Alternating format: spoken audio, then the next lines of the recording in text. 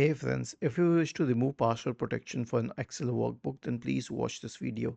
I'll create a sample for you. So we'll open Excel, okay, we'll open this test file, or we will create a new one.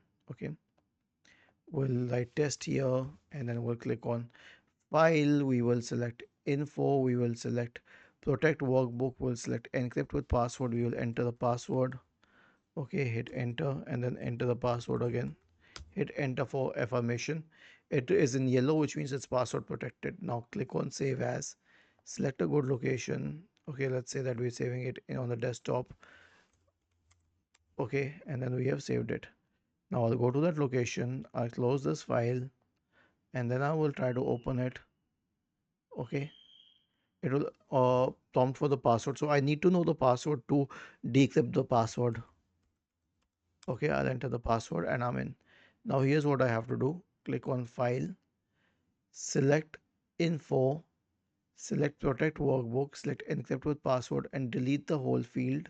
Nothing should be in it and just hit enter. And once this yellow mark is gone, and when this yellow mark is gone, it means that it's not password protected anymore. Was this helpful?